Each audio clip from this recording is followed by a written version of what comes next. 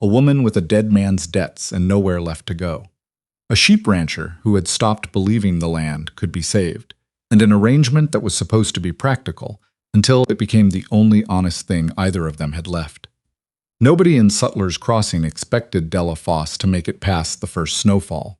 She came in on the Thursday freight wagon with a canvas trunk, a leather satchel, and the kind of stillness that settles into a person after they've already done all their grieving. The rancher who'd placed the advertisement hadn't come to meet her. The town had a way of remembering that detail. If this story speaks to you, hit like and leave the name of your town in the comments. I want to see how far this one travels. The freight wagon led her down at the edge of Suttler's Crossing on a gray October morning when the air already had winter's intentions in it.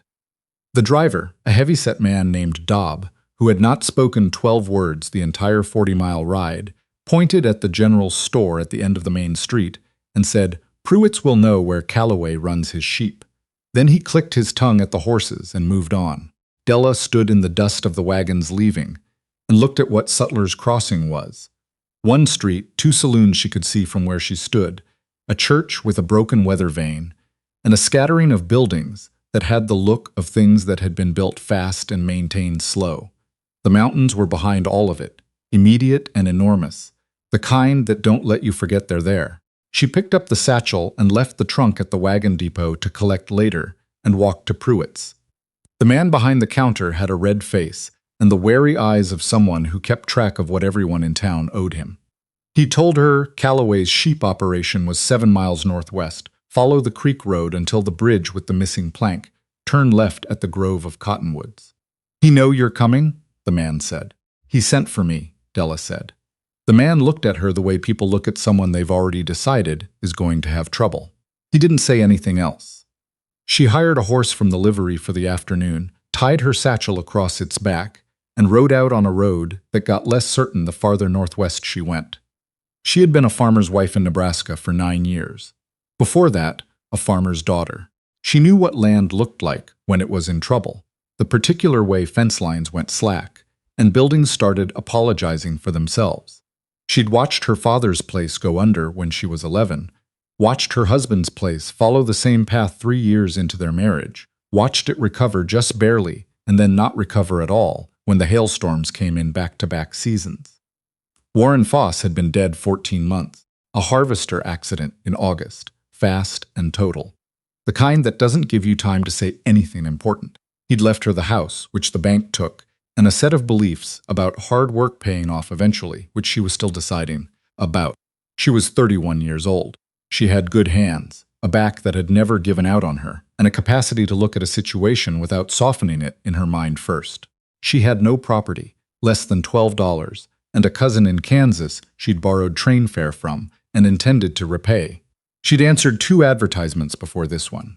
The first man had 3 children and an attitude toward women that she recognized immediately and walked away from. The second had misrepresented the condition of his farm so significantly that she'd stood in his kitchen, looked around at the bare shelves and cracked stove, and understood that he was not looking for a partner. He was looking for someone to blame when it failed. The Calloway advertisement had been shorter than the others. Sheep operation in Wyoming, mountain country. Looking for a capable woman, not afraid of isolation. No pretense. That last part was what she'd held on to. She could work with no pretense. She found the bridge with the missing plank and the cottonwoods, and turned left and rode another mile before the Calloway place came into view on the slope of a low hill. A 2-story log house, 1 chimney, a good-sized barn, and 3 outbuildings arranged around a central yard. There were sheep in a pasture to the east, a small flock she counted at about 40 as she rode up. The fences looked maintained. That was the first thing she noticed. Not well maintained, but actively maintained, which was a different thing, and told her something about the man. There was no smoke from the chimney, which was strange for a cold afternoon. She tied the horse at the rail and knocked. She waited 4 minutes. She counted. The man who opened the door was taller than she'd expected, lean in the way of someone who worked physically but didn't eat enough to fully compensate. Dark hair going gray at the temples and ears. A beard that was 3 weeks past intentional. He wore a wool work shirt with the left cuff buttoned wrong, and his eyes, gray, set close, had the particular quality of someone who had been alone long enough that a knock at the door was genuinely disorienting. He looked at her for a moment without speaking. "I'm Della Foss," she said. "You're Tate Calloway, I expect." He was quiet for a beat longer than felt natural. "Yes," he said. "You didn't come to town." He looked at something past her left shoulder. "The border collie got into the east flock this morning. 2 ewes were hurt. I've been—" He stopped. "I should have sent word. It would have helped," she said. "But I'm here now. Can I come in?" He stepped back. The inside of the house had the quality of a space managed by a man who understood function but had stopped considering comfort. A table, 4 chairs, only one of which showed regular use. A cast-iron stove that was cold and shouldn't have been this late in October. A shelf of books above a small writing desk. One framed drawing on the wall near the window. A woman's hand, just the hand, charcoal on paper unsigned. She noticed it and kept her eyes moving. "The stove," she said. "I ran out of wood this morning." She looked at him. "There's a full cord stacked on the south side of the house." He looked at the stove. Then he looked at her. Something moved through his expression that she couldn't read. "I know," he said. He didn't finish it." She put her satchel down. "Where do you keep your kindling?" She built the fire herself. He stood in the doorway to the kitchen watching her do it, and she let him watch without comment. By the time she had it going properly, the room had already begun releasing the cold that had gotten into its corners. "There's a back room," he said. "You can sleep there." "I'd like to see the operation first," she said, "before the light goes." He took her out to the barn and the pasture in the last hour of afternoon. She walked the flock with her eyes, counting, assessing. The 2 injured ewes were in a separate pen, both of them lying down, but alert. One had a gash along her left shoulder that had been cleaned and wrapped with a strip of muslin. "You did that yourself?" she said. "There's no vet in Suttler's Crossing. Is it deep?" "Deep enough. She'll carry the scar." Della crouched beside the ewe and examined the dressing without touching it. Even. Secure. He'd done it without training. She filed that away. "How many dogs do you have?" "1. Border collie, 1.5 years old. She got through the fence gap this morning." "Where is she now?" "Tied at the barn." Della stood up and looked at the rest of the flock, 42 head by her count, plus 3 lambs that had come late and were still undersized. The pasture grass was thin on the east side, heavily grazed. The barn itself was solid. She checked the beams without appearing to and found nothing alarming. But the second outbuilding, the one closest to the north fence, had a roof line she didn't like. Sagging at the center, she made a note of it. "What's in that building?" she said, pointing. "Used to be a shearing shed. I store hay in it now." She didn't say what she was thinking about the roof, not yet. She needed to understand the full picture before she started naming problems. It was more useful to see everything first. They went back inside as the sky went dark. Supper was boiled potatoes and dried salt beef and bread that was 2 days old. Tate cooked in the silent, economical way of a man who had reduced eating to a maintenance task. She sat at the kitchen table and watched him and asked questions. "When did you last have help out here? What's the water situation in winter? Does the creek freeze? How many did you send to market in September and what did you get for them?" That last one made him stop cutting the bread and look at her directly for the first time. "That's direct," he said. "I need to understand what I'm coming into," she said. He told her. The number from the September market was lower than it should have been. She could tell that even without knowing Wyoming wool prices specifically, because of how he said it, the flatness of it. He'd sent 22 animals and the price had dropped from the prior year, and the buyer from Cheyenne who usually came hadn't come, and he'd taken what the local buyer offered because he didn't have a choice. "What's left on the land note?" she said. He was quiet. "I'm not asking to judge it," she said. "I'm asking because I can't help plan for spring if I don't know what spring has to cover." He told her that number too. She did the arithmetic while she ate. It was not good arithmetic. It was not impossible arithmetic, but it was the kind that didn't leave room for error. "All right," she said. "All right?" He looked at her. "I've worked with less," she said.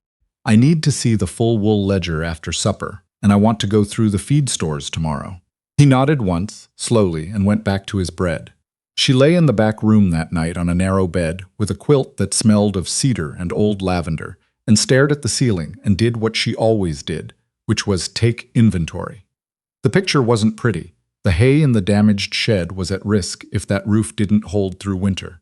The late lambs were undersized and might not come through a hard cold. The border collie needed training, not punishment, and would need to be reintroduced to the flock carefully, or she'd be a liability all season. The kitchen was under-provisioned in a way that suggested Tate Calloway had been skipping meals regularly, not from philosophy but from inattention. None of it was beyond fixing. That was the thing she kept coming back to. None of it was past the point where two people working at it couldn't turn it around. It was just past the point where one person could. She thought about Warren. Not with the sharp edge the thought had carried for the first year. That had dulled to something she could carry, without it catching on everything. She thought about him the way she thought about the Nebraska farm now. As a thing that had been real and mattered and was over, and that had shaped her into someone who knew how to read a situation and work a problem, and not stop when the problem pushed back. Warren would have liked the mountains. He would have looked at them and made some joke about how they didn't move out of your way, and he would have been right, and she would have laughed, and that would have been enough for him.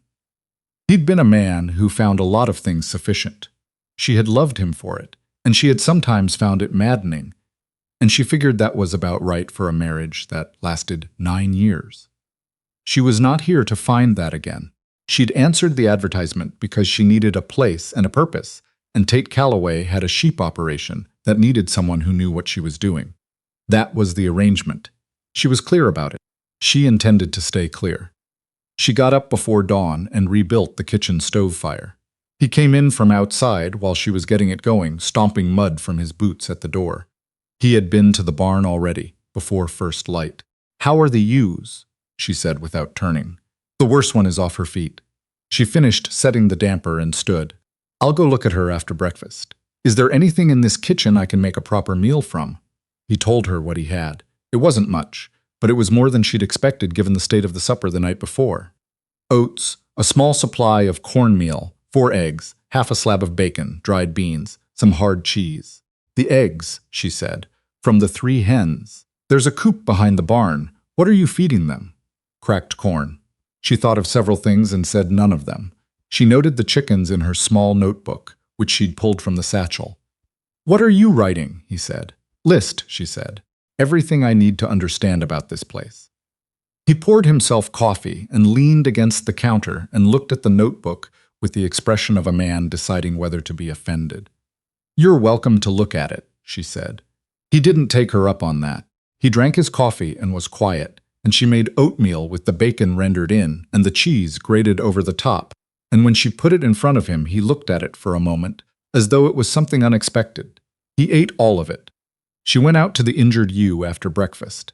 The animal was down but not dying. She'd seen dying animals, and this wasn't it. More a strategic surrender, the kind of lying down that said, "I am conserving everything I have." The gash was not infected, which was the important thing. She checked it carefully and rebandaged it with clean muslin from her satchel. The ewe watched her do it with the patient, resigned expression of a creature that had made its peace with being handled. Tate was in the barn doorway watching. "She needs water twice a day, brought to her," Della said. "And if her temperature rises by tomorrow morning, we have a bigger problem. I'll show you how to check for it." "I know how to check for fever in a sheep," he said. Not sharply, just plainly. "Good," she said.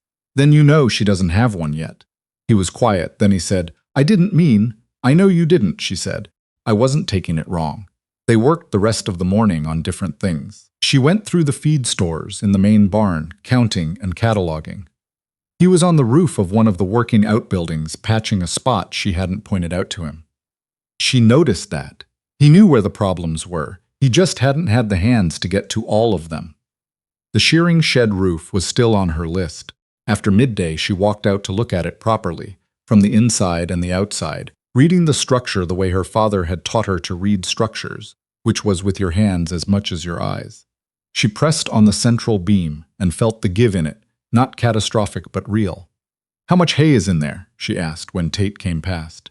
"Enough for 8 weeks if I'm careful." "We need to move it," she said, "before first snow." He looked at the building.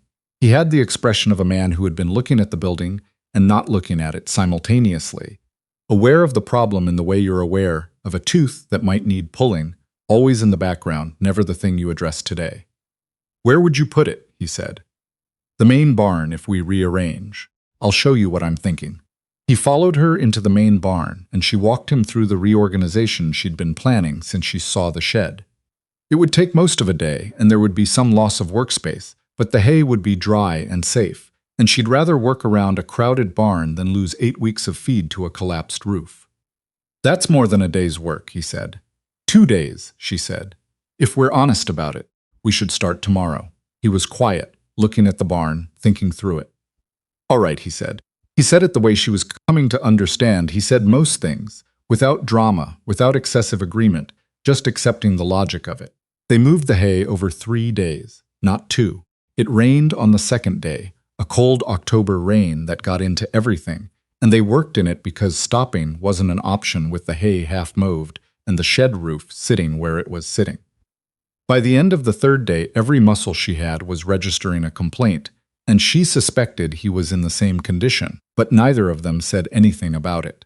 There was something in the working alongside someone, in the shared rhythm of it, the way you learned someone's pace and physical habits, that was faster than conversation. She learned that Tate Calloway worked from the outside in, always starting at the perimeter of a task and moving toward the center. She worked the opposite way, center first, and they had to negotiate that twice without ever discussing it, just shifting their positions until they weren't working against each other. She learned that he was left-handed. She learned that he talked to the sheep, not in words exactly, but in a low, continuous sound, a kind of running commentary in his throat that settled the flock when they were stressed. She tried to learn it and couldn't. On the fourth morning, the shearing shed roof came down on its own.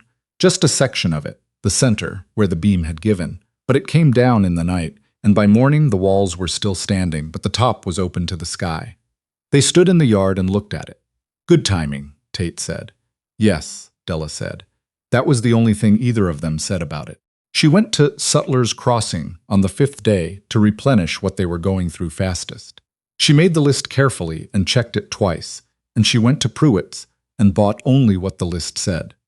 The man behind the counter was the same red-faced man who had pointed her toward Calloway's place her first morning. He looked at her purchases with the professional attention of a man who was reading a household's condition through its supply orders. "How's the Calloway operation treating you?" he said. "It's treating me well enough," she said. "He's had trouble keeping help out there," the man said. "Not unkindly, exactly. Informational, the way people in small towns offer information they've decided you need." "I'm not help," Della said. "I'm his wife." The man looked at her. "Or I will be," she said. "Once we get to town on a day that isn't a supply run." That was when she met Nettie Pruitt. The man's wife had come in from the back at some point during this exchange and had apparently heard the second half of it. She was a small woman with quick eyes and the kind of economical movement that suggested she had learned long ago not to waste any of herself on unnecessary action. "You'd be the woman from the advertisement," Nettie said. "Della Foss, Nettie Pruitt." She looked Della over the way a practical woman looks over another practical woman, not unkindly, just accurately. "He needs help with those chickens," she said. "They won't produce through winter, on cracked corn alone." "I know," Della said. "What do you carry?" They talked for an hour. Nettie knew the valley. What grew and what didn't, what the creek did in February, which suppliers were reliable, and which ones would short you on weight if you weren't watching. She told Della about the wool buyer from Cheyenne, who hadn't come in September and why, a dispute with the local Ranchers Association that had been simmering since the spring and that Tate apparently was aware of, but had not dealt with because, as Nettie said, with a careful neutrality, dealing with the Ranchers Association required a social ease that Tate Calloway did not naturally possess. "He's not difficult," Nettie said, "just quiet. There's a difference." "I know there is," Della said. She bought the chicken supplement and some additional dried goods she'd added to the list, spent less than she'd planned, and felt a particular satisfaction in that. The numbers were always better than she feared when she was careful. On the way out, Nettie stopped her at the door. "There was another woman here last spring," she said, not cruelly, just honestly. "She came up from Colorado, answered the same kind of advertisement, left in 3 weeks." Della looked at her. "I'm telling you because people will," Nettie said. "Better you hear it plain. What was her reason?" She said it was too isolated, too quiet. Nettie paused. "I think it was too much work." "I've been in isolation," Della said. And I've never been afraid of work. Nettie studied her for a moment. Then she nodded once, the kind of nod that means something has been decided. Come by when you're in town. I keep coffee on. She rode back to the Calloway place with the supplies and a head full of what Nettie had told her about the Ranchers Association and the Cheyenne buyer. She turned it over the whole ride back, running the arithmetic of what it meant for the spring sale, what the difference would be between the local buyer's price and the Cheyenne price. It meant the spring mattered more than Tate had maybe accounted for. She found him repairing the fence on the north side when she got back, working alone in the fading afternoon, with methodical patience that told her he had been at it for hours. She brought his horse past on the way to the barn and called out what she'd gotten from Pruitt's. He stopped work and looked at the supply list she'd brought. You cut 3 things, he said. We don't need them before spring. He looked at the list a moment longer. The coffee is a luxury, she said. The chicken supplement isn't. He folded the list and put it in his coat pocket. She couldn't read his expression from the saddle. He went back to the fence. That evening she told him what Nettie had said about the Ranchers Association and the Cheyenne buyer. He listened without interrupting. He had his elbows on the kitchen table and his hands around the coffee cup, and he was looking at the table, but she could tell he was listening with his full attention. I know about it, he said when she finished. What's your read on it? He was quiet for a moment. I don't join things easily. That's not the same as knowing about it. He looked at her. It was the most direct look he'd given her so far. The association has a man who runs it like his own concern. Beckham Vore. He decides who the Cheyenne buyer hears about and who he doesn't. Last spring, I said something at the meeting that Vore didn't like, and I've been outside his circle since. What did you say? Tate looked back at the table. That his grading standards were costing the smaller operations more than the big ones, because the big ones could absorb the fee deductions and the small ones couldn't. He paused. I was right. He didn't like being told he was right by someone who wasn't in his circle to begin with. Della thought about this. What does it take to get back into his circle? Money, mostly, or the appearance of it, or the appearance that you don't need him, she said. He looked at her. If the Cheyenne buyer hears from another source that Callaway wool is worth his trip, she said. If someone makes that case to him directly before Vore controls the conversation, Nettie Pruitt would know who to talk to. Tate was quiet for a long time. The stove ticked. Outside the wind was starting to build, the kind of wind that comes ahead of the first real cold. You've been here 6 days, he said. I have, she said. You've already figured out the association problem and the Cheyenne buyer and the hen supplement and the shearing shed roof. The shearing shed roof figured itself out, she said. He almost smiled. Not quite, but almost, a shift in the line of his mouth that was the nearest thing to it she'd seen. What else is on that list of yours, he said. The border collie needs retraining, she said. The late lambs need supplemental feeding, or you'll lose at least one before spring. The West Outbuildings Foundation is soft on the right side. Nothing immediate but worth watching. And you've been skipping meals. He looked at her. Not asking you to account for it, she said. Just noting it, because it's on the list. He was quiet. Then it's not by choice. I know, she said. That's why I'm cooking. The first snow came on a Thursday 3 weeks after Della arrived, and it came the way Nettie had said it would. Not gradually, not as a warning, but as a settled decision. 8 inches by morning, and the temperature dropping fast and still. She was up before it was fully light, building the kitchen fire, and she heard Tate already in the barn, already an hour ahead of her. She dressed in the layered way she'd learned from her first Wyoming morning, which was different from Nebraska, layering in ways she was still calibrating, and went out. The sheep were her first concern. She checked each animal in the main flock, running her hands along backs and sides, looking for the signs she knew to look for. The flock was in reasonable condition. The late lambs were the worry. She'd been supplementing their feed for 2 weeks, and the smallest one had put on weight, but not enough. She brought the smallest lamb inside. She didn't ask. She just did it, settling the animal in a wooden box behind the kitchen stove with clean straw and a small amount of water. When Tate came in from his barn work, he stopped in the doorway and looked at the box. Is that my lamb? He said. She wouldn't have made it through last night if she'd stayed out, Della said. Her temperature's low. She needs the warmth. He looked at the lamb, which looked back at him with the unimpressed expression of an animal that has learned to accept the fact of humans. "All right," he said, and hung up his coat. They ate breakfast in the quiet that had started to feel less like two strangers sitting together, and more like two people who had agreed, without discussing it, that silence between tasks was its own kind of speech. She had made cornmeal porridge with some of the dried fruit she'd bought at Pruitt's, and he ate it the way he'd started eating everything she put in front of him, fully and without rushing. "You're a good cook," he said once. "I'm a practical cook," she said. "It's different." He thought about that. Is it? A good cook makes food interesting. A practical cook makes food useful. Right now, useful is what matters more. He didn't disagree.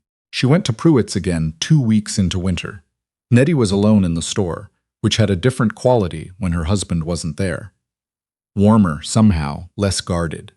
They talked for 2 hours. Della told her what she'd found in the feed stores and what she estimated they'd need to get through to March without a supply crisis. Nettie told her more about the valley, about which neighbors could be trusted for a loan of equipment and which ones kept careful accounts of what they were owed. And then Nettie said, carefully, "How is he doing? Tate."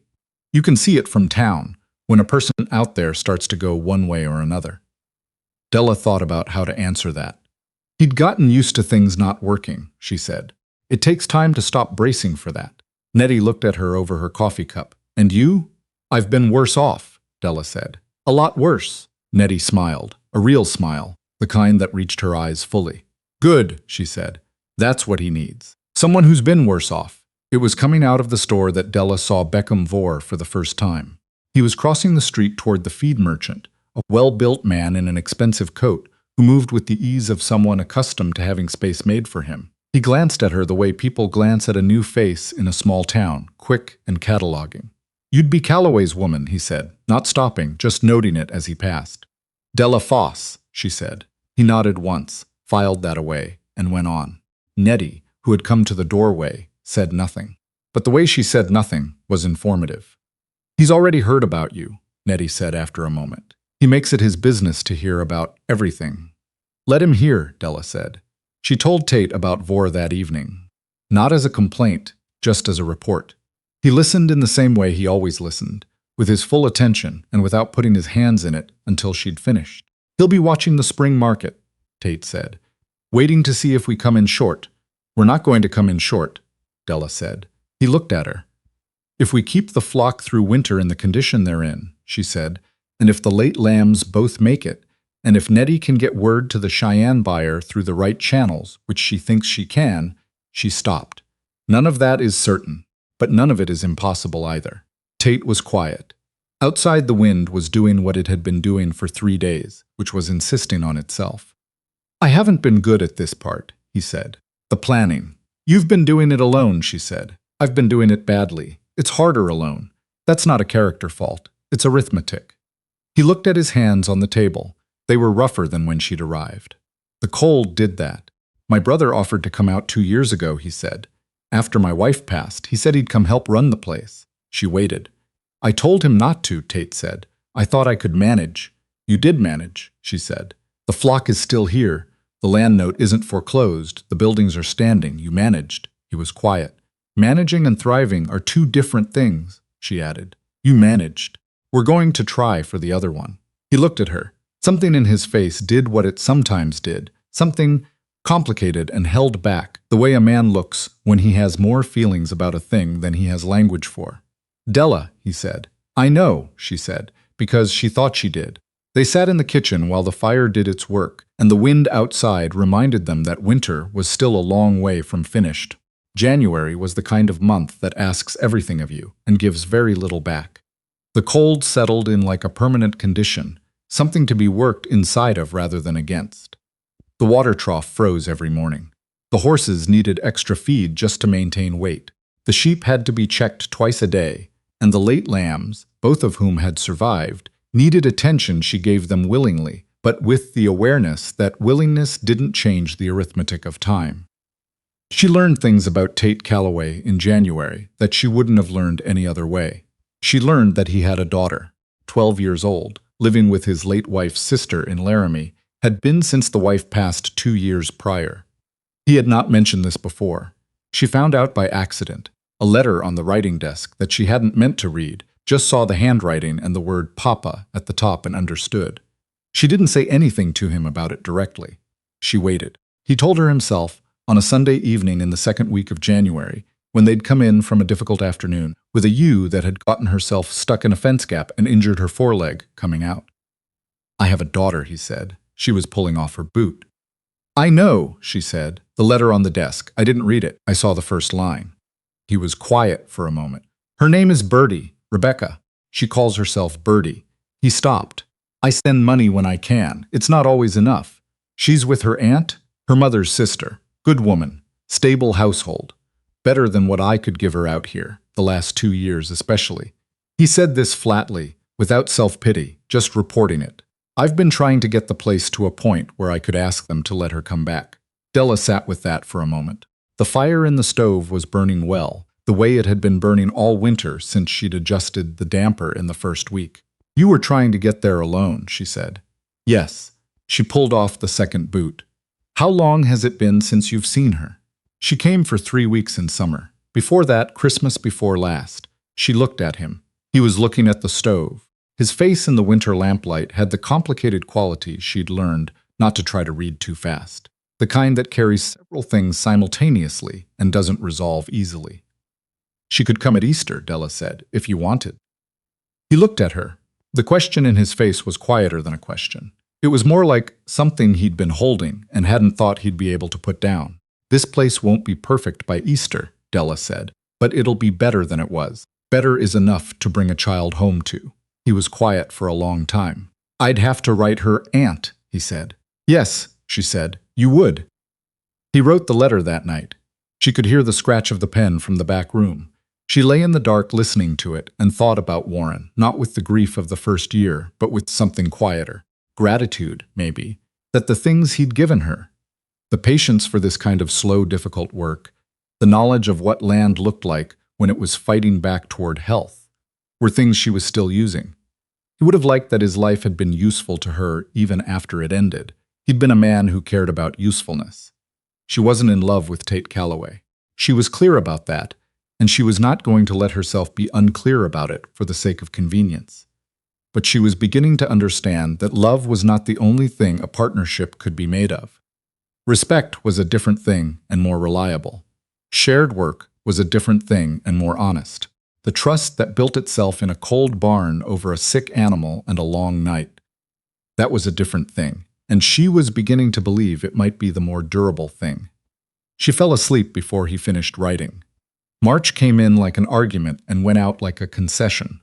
The creek flooded slightly in the third week, not dangerously, but enough to keep them busy reinforcing the lower fence line against the water. They worked in mud, which was worse than working in snow in the specific way of things that are supposed to be better, but aren't. The late lambs both made it to spring. The smaller ewe that had been hurt by the border collie healed with the scar on her shoulder, as Tate had said she would. She was a good animal, steady in the flock, one of the ones who kept the others settled when the dog or the weather agitated things. The border collie had been retrained over 4 months. Della had done most of it, working with the dog in the evenings and on quiet mornings, not breaking the animal's instinct, but directing it. By February, the collie was running the flock the way a good sheepdog runs it, with authority and intelligence, the fence gap incident a thing of the past. Tate noticed and said nothing and said everything by the way he said nothing.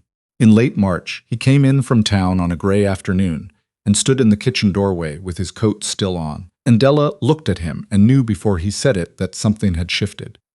"I talked to Simmons at the freighter's office," he said. Simmons was the man Nettie had identified as the right person to reach, the one with the direct line to the Cheyenne buyer. "He says Haddon, the buyer, is coming to the spring market, not just to Vore's people. To anyone with quality wool and a solid clip count." Della set down the pot she was holding. "Nettie?" she said. "She talked to Simmons's wife." "Who talked to Simmons?" He paused. "I don't know exactly what was said." Della knew exactly what had been said because she and Nettie had planned most of it over 3 separate conversations and a significant amount of coffee. But she didn't say that.